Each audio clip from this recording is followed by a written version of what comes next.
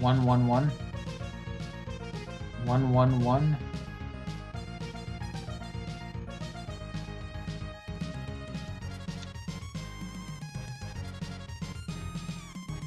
One.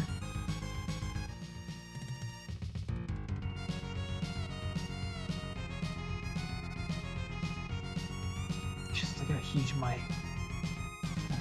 my head looks. I look like one of those GoPro cams. Jeez. Dang. Maybe put the art up. Maybe put the art up a little bit. All right. Unfinished business tonight.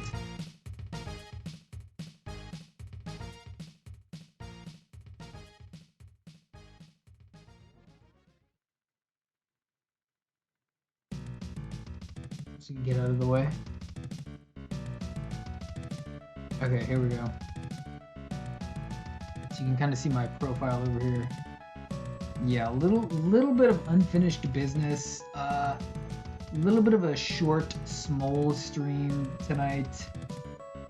Nothing too intensive, but I know that what we got on the drawing board we can get done tonight. So let's press on with that. Going for this.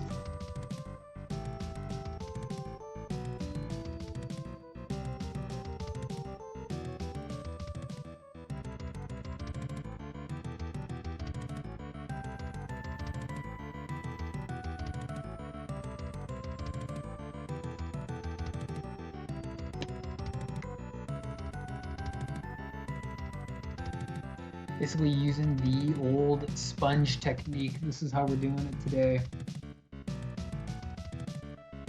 Saturate the top. And then go in as best we can. Kind of like that.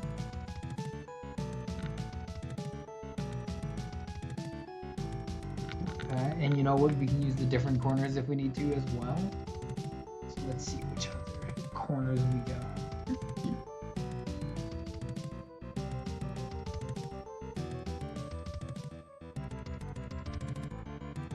Maybe like this one right over here. Or that one.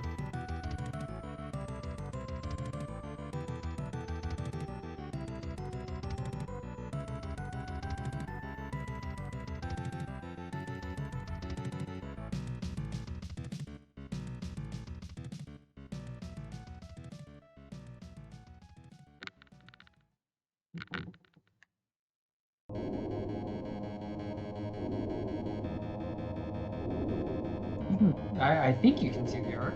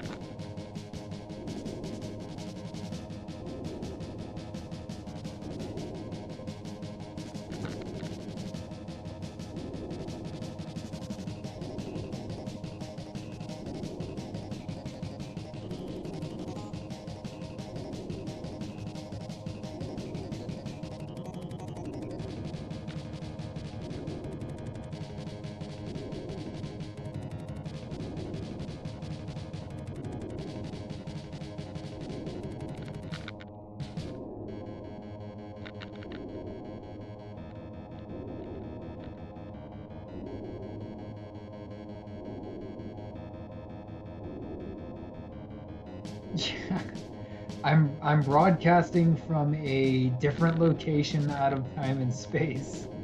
Yeah. I've actually, Basil, you're still somewhat new over here, but I've used this location before in past streams. It's not technically new. It might be a little bit new to you, but thank you for stopping by, dropping in. It's going to be a little bit of a late night stream. I know it's late for you. A little bit of a short stream. Just getting a little bit of Adam Strange done. How are you doing?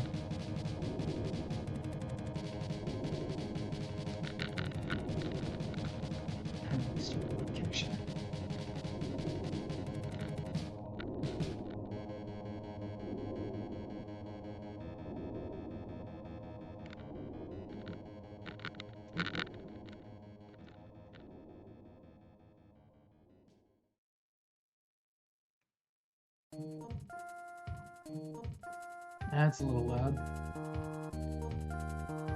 Oh, hey, nice Ninja Cowboy. Well, let me turn the music down just a little tiny bit.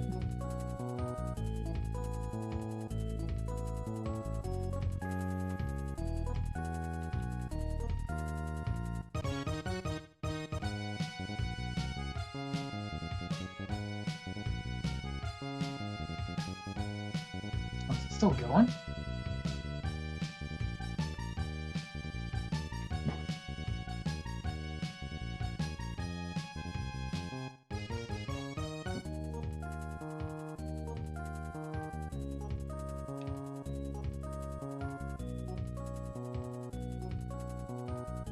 That's like all you do? What do you mean that's all you do?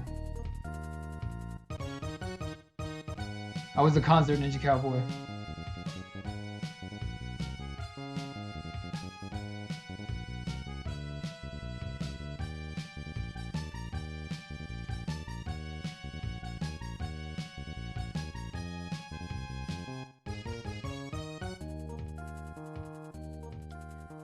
This is a very, very easy technique to get the moon and or planetoids done. Just use the old sponge technique.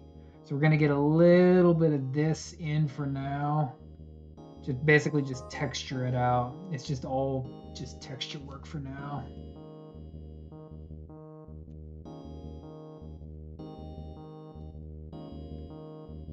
Texture, just texture work.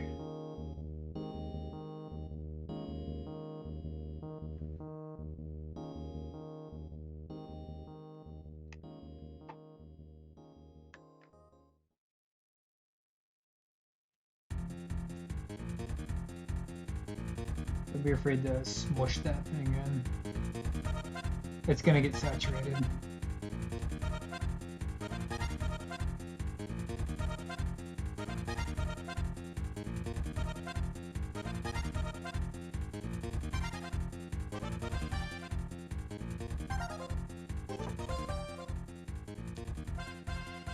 Hit it in.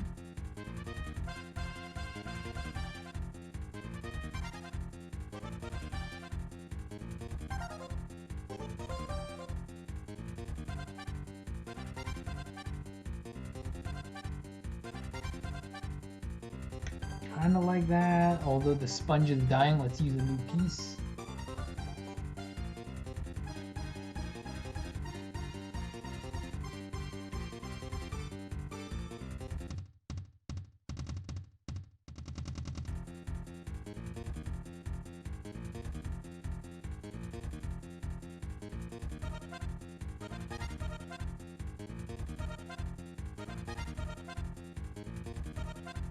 Invasion. Very thin, very detailed lines. Bro, I haven't read any invasion-centric comics in a long time. I know I have, and I know I have Invasion #1 floating around somewhere, but it's just been a long time since I was doing invasion stuff. But I'm glad you like it. Like, honestly, Dominators, no one remembers those fools. No one remembers the Dominators. And it's a little bit of a shame. It's kind of the way things are, but I totally understand where you're coming from. Because that was back at the time when Todd, he was making the Lions Crispito. He was doing Crispito.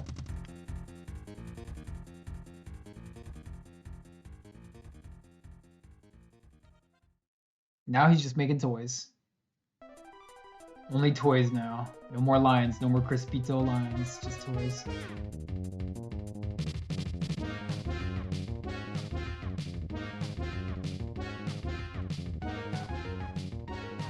One of these.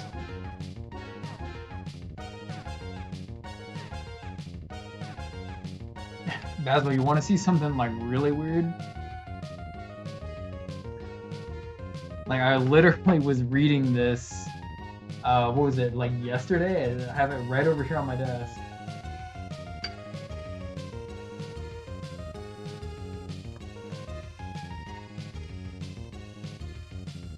Eternals, Dreaming Celestial Saga. It doesn't have the finesse of the Kirby power. Kirby power is not bequeathed under this, but we still got a little bit of action going on with, I think, the Roger Stern. Good stuff in here, though. Interesting stuff, literally. Hey, yeah, you know what's up. You know what's up, fool. And it's like, I love how it begins. It's like, clearly, like, it's not Kirby. But you got Mike Royer on inks. It's tasty. He's aping the Kirby style. Tasty things happening. Like, old school stuff. Cause you like reminded me about Eternal stuff, and you like posting that picture over in the Discord. Yeah. Oh yeah, that's right. The CW did use the Dominators. I remember it was a real flash in the pan. I think it was for Legends of Tomorrow. Yeah, it was kind of stupid, wasn't it? It was kind of stupid. Showed up to get dunked on. I think it was one of their like really bizarre, like just kind of strange crossover things that they were doing back in the day.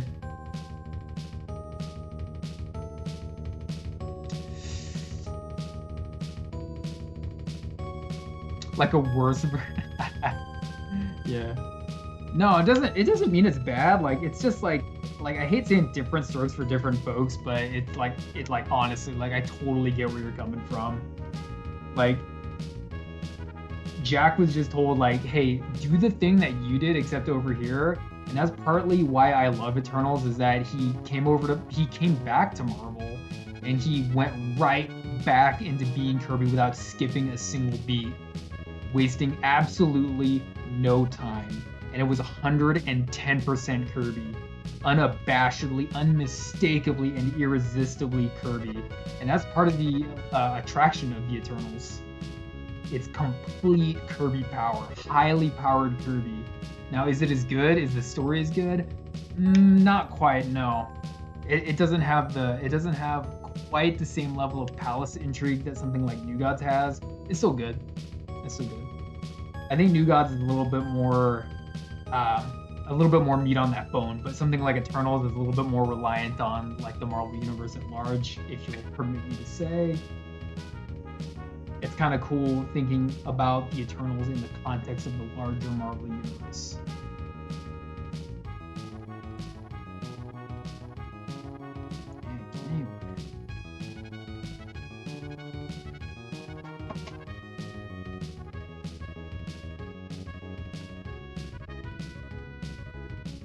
Oh, there we go. Action.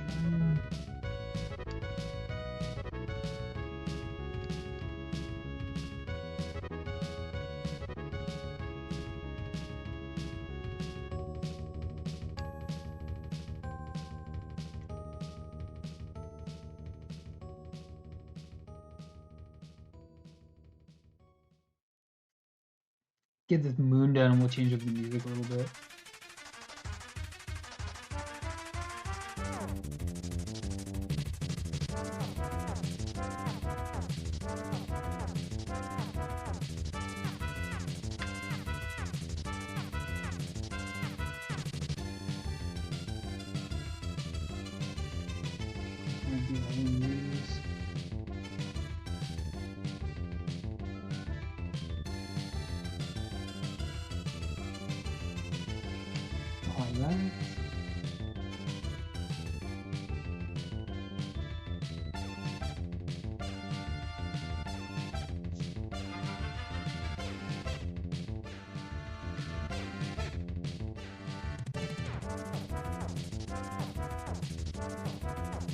Darkseid, Metron, Orion, the Eternals have been friend. Hey, that's what I was saying. Like Eternal C-listers, absolutely. It doesn't necessarily make them bad, but with the New God stuff, it's definitely more eaten from the apple tree of something like Shakespeare, of something like old mythology, and that's and even like Old Testament religion, even stuff like that. Jack was definitely doing that. He was doing that with Eternals too, but just to a greater effect with things like New Gods. It's like honestly, like, you know, like Zerus is almost exactly like Highfather. Zerus is like a one for one for Highfather, right?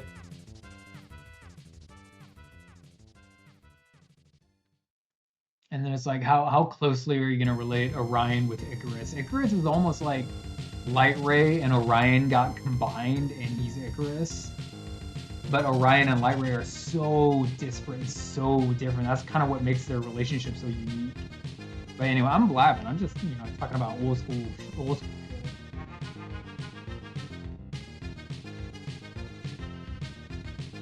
Let's go down.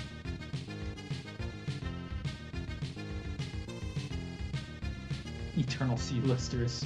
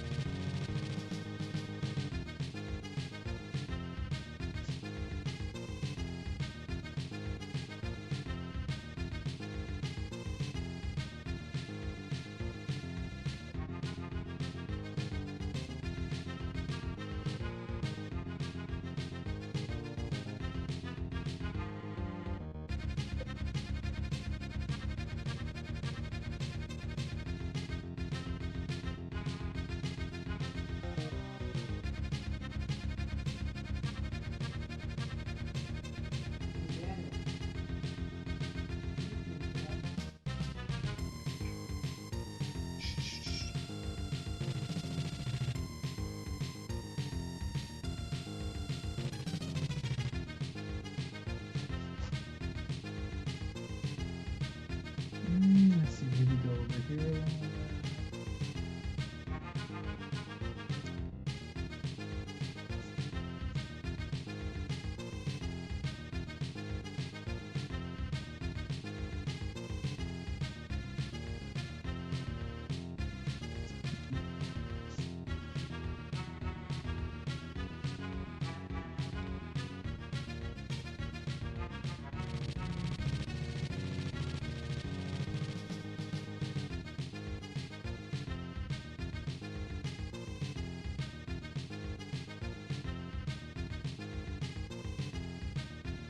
You know what, Basil? I almost want to say, like, maybe, like, because, like, here's the big detraction from New Gods is that one opinion I've heard, which I think tracks pretty good, is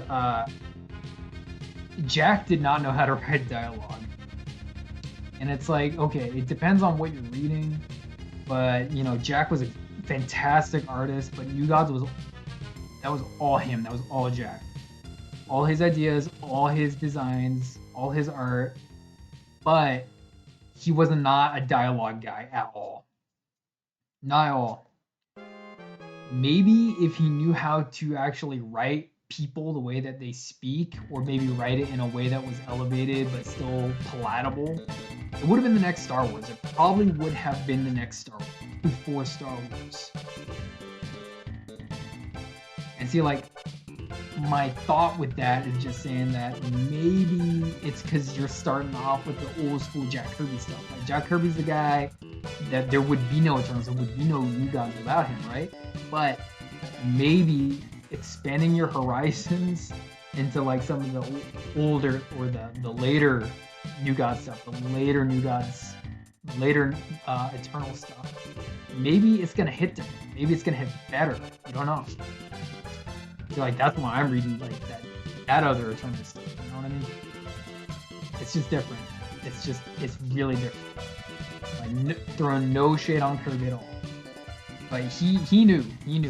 That's why Stan Lee was such a great partner in crime. Is like, Stan Lee knew how to make people speak to other people, in comic books at least,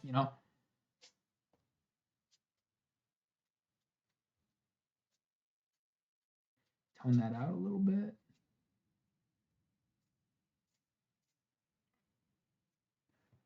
All right, let's switch up the music.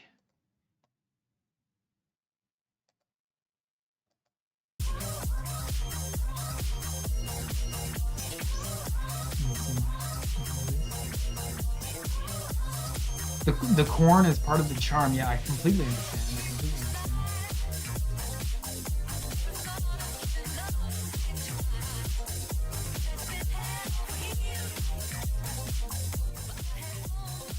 Still a little bit loud. Let's turn it down just a wee bit. I'll be right there. Okay. 1, 1, 1, 1, 1. Okay. A little bit more. Okay.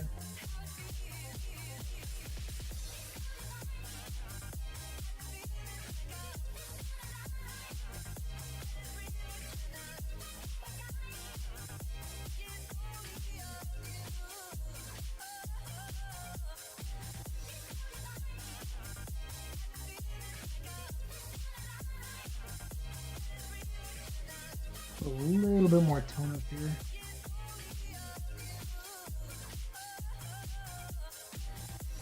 All right, and let's go to the small moon over here. And he's almost done.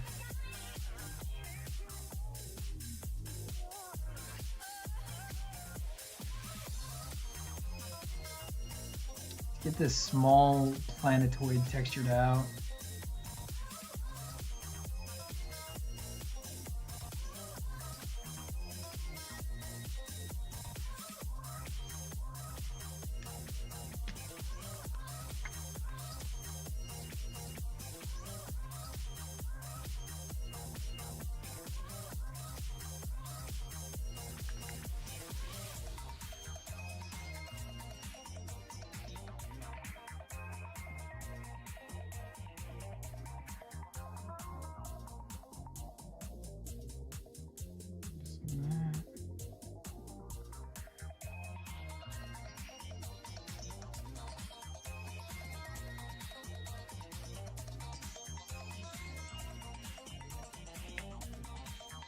One of these.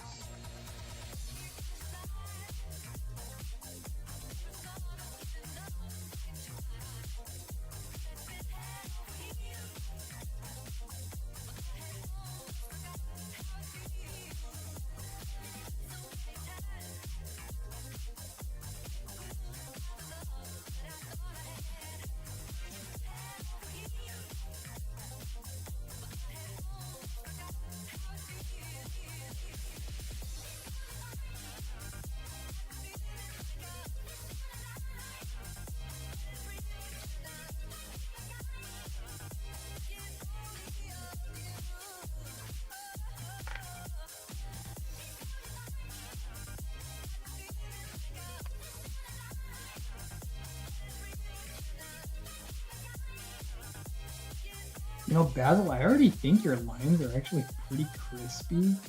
Like, hearing you say that you're gonna try and get like a little bit more thin is like a little bit surprising.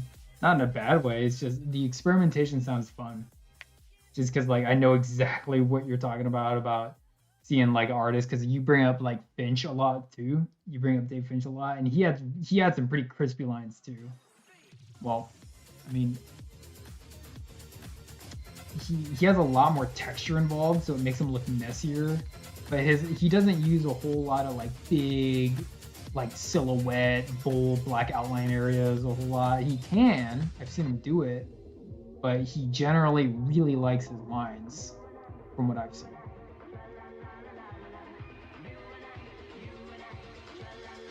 It's gonna be interesting to do a little bit of experimentation with the crispy lines. See, like with me, I say why compromise? Both are good. A little bit of crispy, a little bit of bold lines, utilizing both. That's what I try to do. To some effects. To some effects. Alright, let's get this little planet down here.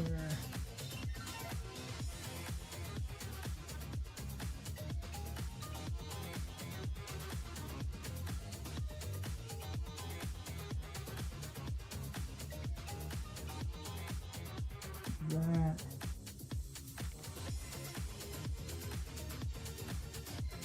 Yeah, kind of like that.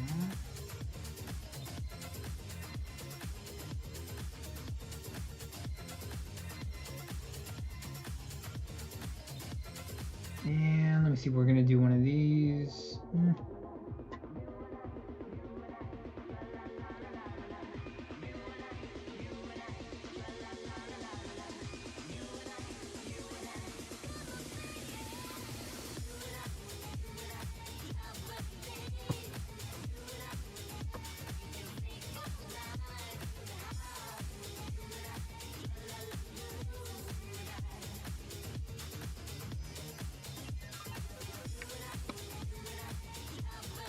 Hey, make me out, yeah. I know, where are they at? Where are they at? M. Bison took them all. He visited every village and took every taco. Dang, Make Me Out, it's been a minute. I hope you're doing alright, Make Me Out. Hope you're doing alright. Hope you're doing good with all your coloring, all your watercoloring and all your commission work and everything. It's good to see you in here, Make Me Out. Hope you're doing well. I've always been, yeah, I've been a line guy. Yeah, hey, me too. Absolutely. Comic art style, yep. Yep.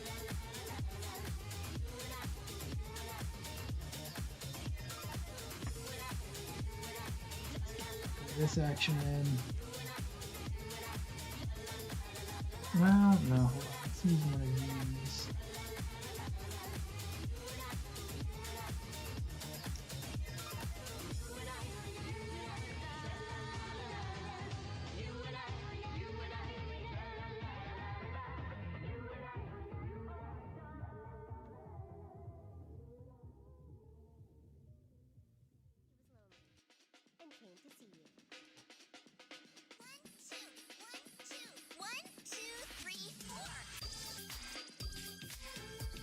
Make me out, staying up a little bit late on a Tuesday.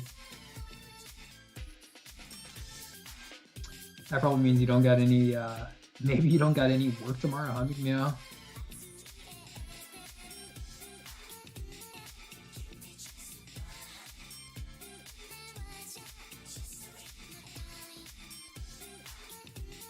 Let's just try and kind of shade this out a little bit like that. Yeah.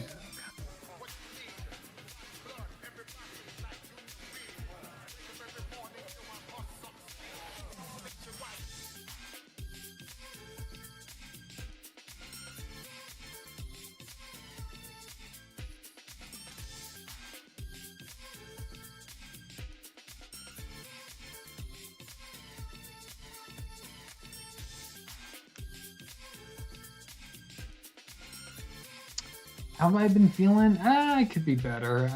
It's all right. I'm hanging in there. Things aren't necessarily back to 100%, but I'm hanging in there. Thank you for asking me. Not 100%. We're trucking. We're trucking basically.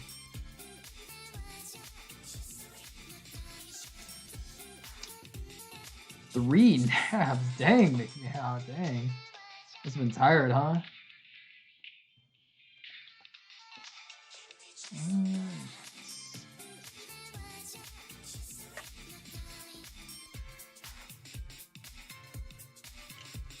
A little bit tired, huh?